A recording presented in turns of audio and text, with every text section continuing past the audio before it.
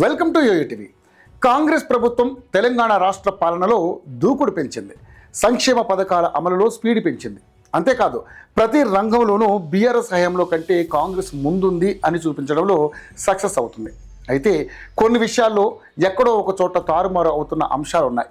ఈ లిస్టులో పార్టీలో పదవుల కేటాయింపు కూడా ఉంది. కాంగ్రెస్లో పదవుల పంచాయతీ మాత్రం ఇంకా తెగడం లేదు. అధికారంలో వచ్చినప్పటి నుంచి ఆశావాహులు ఎంతో ఆశగా పదవుల కోసం ఎదురు చూస్తున్నారు. కానీ ఇక్కడ మాత్రం మంత్రి పదవుల భర్తీ లేదు. నామినేటెడ్ పోస్టులు లేవు. కనీసం పీసీసీ వర్గాన్ని కూడా భర్తీ చేయలేకపోతున్నారు. ఎప్పటికప్పుడు వివిధ కారణాలతో వాయిదాలు పడుతూనే వస్తున్నాయి. ఇప్పుడు రేవంత్ రెడ్డి ఆ పనులు పూర్తి చేయాలని అనుకుంటున్నారు. హైకమాండ్ కూడా ఎప్పటిలాగే కసరత్తు చేస్తున్నట్లుగా కనిపిస్తోంది. కానీ గ్రీన్ సిగ్నల్ వస్తుందా అన్నది మాత్రమే ఎవరికి అర్థం కావడం లేదు. ఖాళీ ఉన్నది 6 మంత్రి పదవులు. కానీ పోటీ పడుతున్న వారు మాత్రం 20 మంది వరకు ఉన్నారు. ఇంకా మిగిలిన వారు తమ ప్రయత్నాలు తాము చేసుకుంటున్నారు. ఇప్పుడు కాకపోతే ఇంకెప్పుడు ఛాన్స్ రాదని అనుకుంటున్నారు. అయితే ఇప్పుడు మంత్రి పదవుల్ని భర్తీ చేయాలంటే జిల్లాలు, సామాజిక వర్గాలను సమన్వయం చేసుకోవాలి.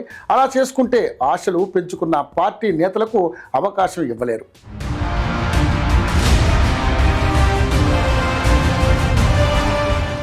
అలా ఇవ్వకపోతే వారు చేసే రచ్చ పార్టీని డ్యామేజ్ చేస్తుంది.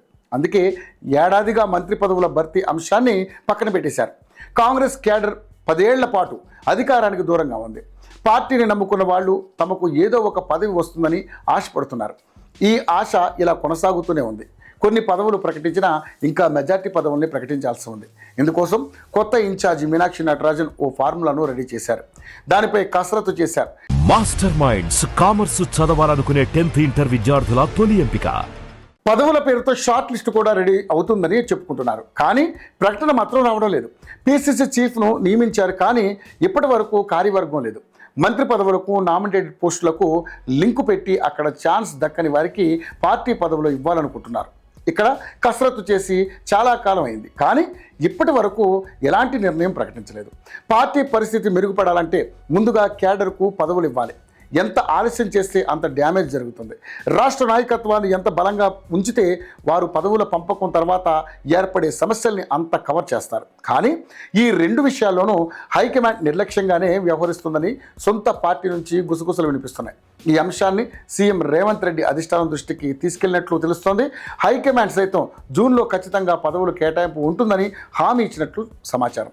చూడాలి మరి ఈసారైనా ఆశావాహుల ఆశలు నెరవేరుతాయో లేదో.